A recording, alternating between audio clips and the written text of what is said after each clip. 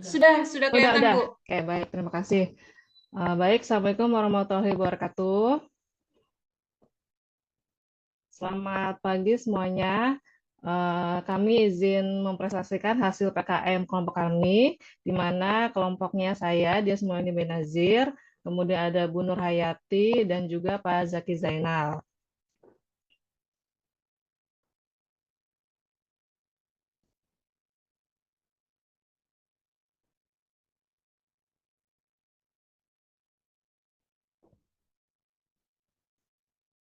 Sebentar, oke.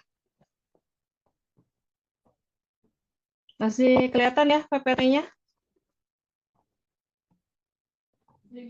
Kelihatan, Bu. Iya, sudah ya. Udah, Bu Dea, silahkan. Iya, terima kasih. Ya, jadi PKM kami ini dilaksanakan di kantor Desa Sukarame, ya, Kecamatan Carita, Kabupaten Pandeglang, yang berlokasi di Jalan Raya Carita nomor 20 Sukarame, Kecamatan Carita, Kabupaten Pandeglang, Banten. Nah, langsung saja. Jadi, suatu organisasi itu, apapun bentuk dan bidang kegiatannya, akan selalu melibatkan komunikasi dalam upaya pertukaran dan penyebaran informasi sebagai langkah untuk mencapai tujuan utama organisasi. Kemudian individu dalam organisasi tentunya adalah tenaga kerja atau karyawan, di mana di sini perangkat desa ya di Desa Sukarame yang merupakan aset perusahaan yang terpenting dalam organisasi karena mereka dapat menggerakkan, melaksanakan, serta merealisasikan tujuan organisasi dengan menggunakan perencanaan yang matang, modal, serta kecanggihan teknologi.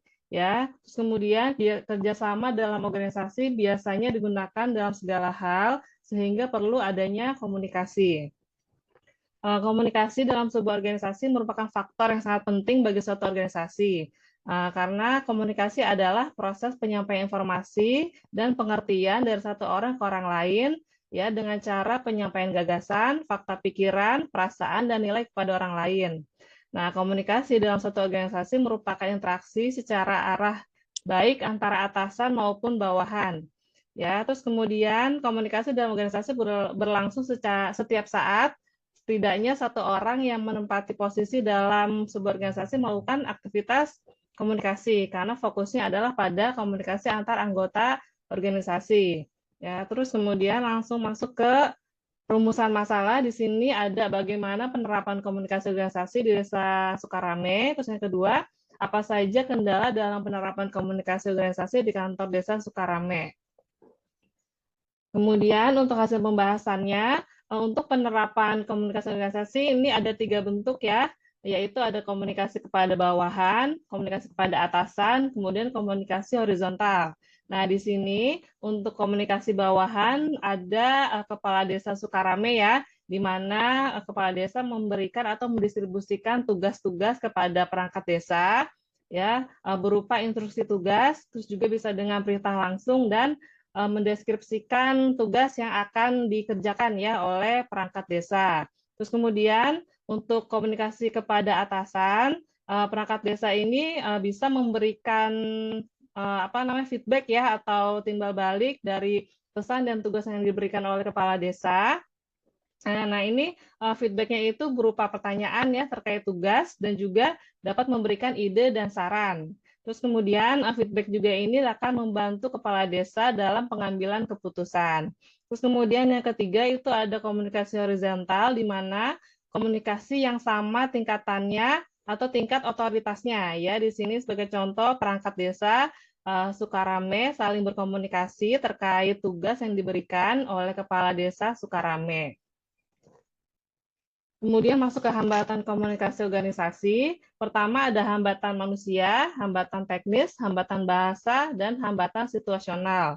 Nah, yang pertama hambatan manusia itu bisa saja terjadi dari kepala desa Sukarame-nya atau perangkat desa Sukarame ataupun dari masyarakat di desa Sukarame. Terus kemudian untuk hambatan teknis bisa dengan atau bisa adanya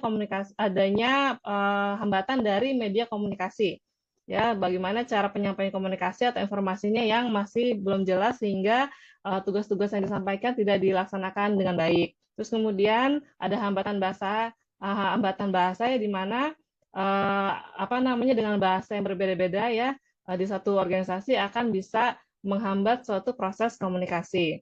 Terus kemudian yang terakhir itu hambatan situasional, di mana hambatan terjadi tergantung situasi yang tidak terduga ya, terjadi misalnya kayak saat penyampaian informasi atau tugas ke apa namanya dari kepala desa ke perangkat desa terjadi hambatan misalnya saat memberikan informasi sinyalnya terhambat atau ada faktor berisik gitu ya di daerah situ, maka tugas atau informasi tidak disampaikan dengan baik seperti itu.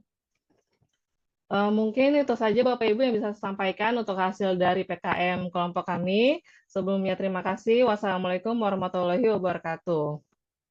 Waalaikumsalam warahmatullahi wabarakatuh. Terima kasih Bu Dias atas presentasinya. Bagaimana Bapak Ibu Ya. peserta diseminasi, ada yang ingin ditanyakan? Sudah cukup jelas Bapak Ibu? Baik, terima kasih Bapak Ibu untuk semua kelompok yang sudah mempresentasikan hasil penelitian dan PKM-nya pada hari ini. Usai sudah diseminasi PKM dan penelitian pada hari ini, terima kasih atas perhatian